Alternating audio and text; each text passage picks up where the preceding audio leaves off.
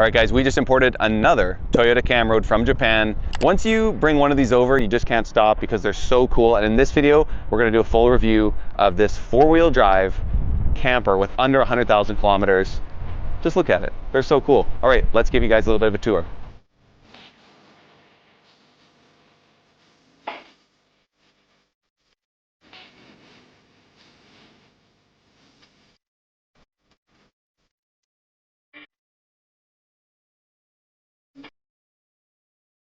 All right, starting at the front of the vehicle here, as I said, it's a Toyota Camroad. These things are called a few different names in Japan sometimes, a Toyo Ace, a High Ace. A Camroad is the ones that we've brought over here at Autocom, and this thing is full-time four-wheel drive, and so you have access to four-wheel drive all the time. If you want to follow me around the vehicle, I'll show you a few cool things. All right, and this particular Camroad is going to someone in Alberta. I sent a little email blast. If you're not already on that, make sure you sign up below to find out when we're bringing these over. We look at several dozen of these before we find one without rust on it, because a lot of them have rust, and so we pass on a lot of them to find the good ones. We threw some beefier tires on this, some all-terrain tires, because this is a four-wheel drive.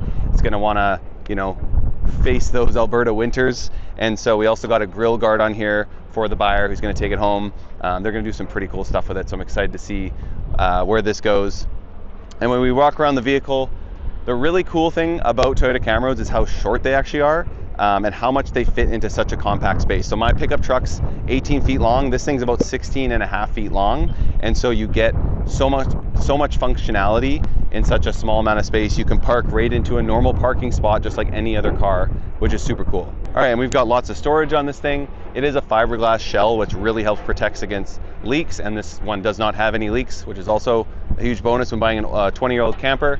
We've got access to the bathroom here, so you can access it right there. This doesn't have a shower and toilet built in, so there's just a portable toilet right there. You can install an outdoor shower or something like that. And then you've got access to the bunks here. You can store stuff under the bunks. When we get inside, I'll show you the actual bunk beds. I would say maybe 15 to 20% of the campers we look at have this bunk bed feature, which I think is a much better use of the space in the camper. So that's another thing that we look for, because most people want the bunk beds because you can sleep. I mean, you could sleep 6 people in here if you wanted to, which is another added feature. Coming to the back of the camper, we've got a bike rack on here. We've got an air conditioning unit, so you can plug this into any 120 volt and have a air conditioning just like home, which I feel like when I camp in the summer in British Columbia, and I'm sure in most cases, you're gonna want some air conditioning. So they've got this really hefty air conditioning unit, and again, you just plug that in wherever you're going. We've got access to the bunks here. We've got more storage down here as well. That one's not open right now, but there's storage that goes through there. And then looking at this side of the camper, you can kind of see, if you take a look at me, my wingspan here, it's pretty cool parking, again, one of these into a normal parking spot, because you can park backwards right up to the tire here, and then you're about the length of a regular car at that point, which is really cool. Let's jump around the front and I'll show you the cab of the vehicle now. Now coming around to the cab, again, this is a diesel. It's the 2.5 liter. The newer 1KD or 1KZ diesels, they have a lot more power than the older Camroads have, as far as I can tell. A lot of people talk about these not having enough power to go up mountains. The newer ones, like my Camroad that I sit in, going up mountain passes is completely fine. They've added a lot more torque to these engines, and so let's fire it up and take a listen. The cool thing about this one too is if you live in a cold climate, like where this is going, it has idle up, so you can heat up the engine, increase the RPMs, and be able to just get the engine ready to go faster. We've got a backup camera here that's full time, so you're driving, you can always see behind you. And this particular unit only has 99,000 kilometers on it, so really low kilometers. Again, it's a really clean unit.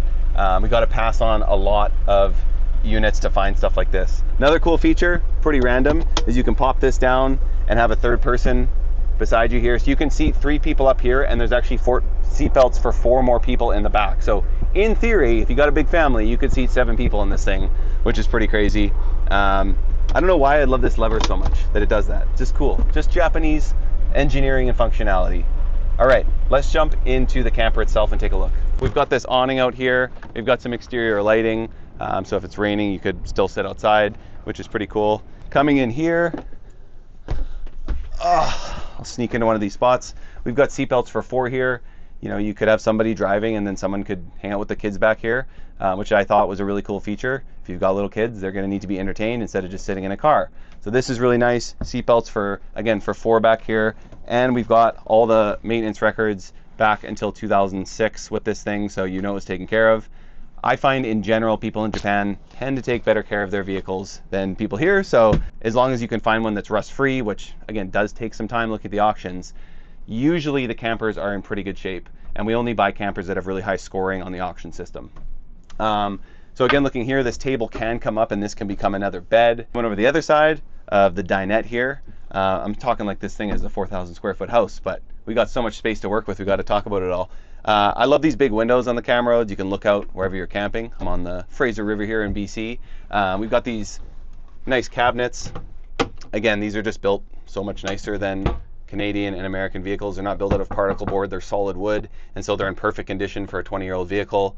We've got our Max Air fan up here, and then if you follow me, I'll show you, start with the bunk beds here. So we've got the double bunk in here. These can also be removed if you want to throw more storage in, or you wanted to have stuff in here instead. And then we've got this little privacy screen as well. So again, you could sleep 2 people here. You could sleep multiple people in this big bed that folds out here where the dinette is, and then I'll show you the bed in a second here. And then coming over to the kitchen, we've got a little fridge here. So enough for, you know, a couple days worth of food. We've got some cabinets and then a sink. This one just has cold water, so no hot water, and the whole system's right under the sink here, which keeps it pretty simple. In my model that does have a bit more of a plumbing system, it's a little bit sketchy when you're working with so many pipes and stuff like that. So I like that this is a really simple system. And then we've got a little burner here that's just a portable burner. So you can brush your teeth, you can wash your dishes, and everything is, again, stored right under the sink here, which makes it really easy to maintain and take care of. We've got a microwave in here. People seem to take really good care of their microwaves in Japan. Again, just on the theme of taking good care of your stuff. We've got this beautiful microwave that you probably want to use if you're plugged in at a campsite, but hey, if you want to microwave some popcorn or something. We've got more storage. This one's a little blocked by the privacy screen there, but again, lots of cabinets, lots of storage. If you don't have kids that need to sleep here, you could obviously take these out and store a ton of stuff in here as well, so you're getting a lot of bang for your buck in this little camper. Let's jump into the bathroom, because people get really mad at me when I don't show the bathroom in my other videos. This one's a lot more simple. We don't have a hot water setup, we don't have a shower in here, we just have the portable toilet. But again, a lot of people now will install like an outdoor hot shower or something like that, and oh, we just got like a blue light in there.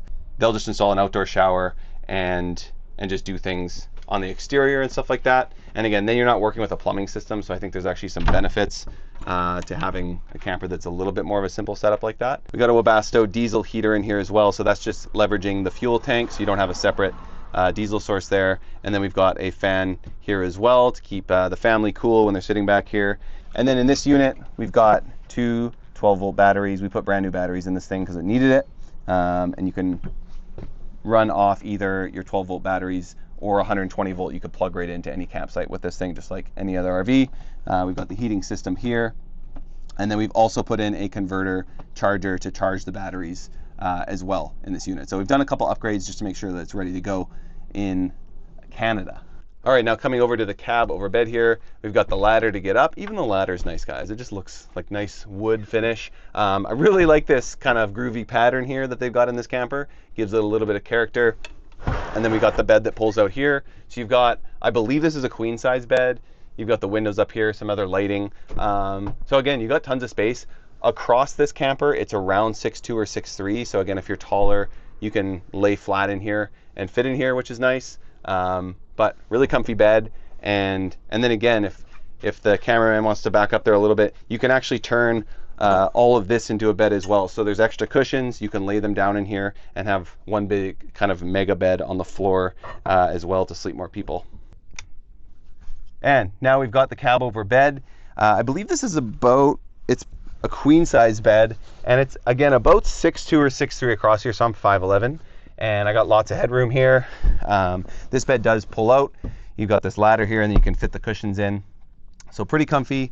Got some windows on either side, and we got this groovy pattern, which I think is really cool and adds a lot of character to the van. All these different Camroads have a lot of these different design patterns on the upholstery, which again, it adds more than your classic Canadian or North American made camper with kind of muted boring colors. One thing I forgot to mention is the camper build itself. And so this is by Nuts RV, which is one of the higher end camper builders in Japan.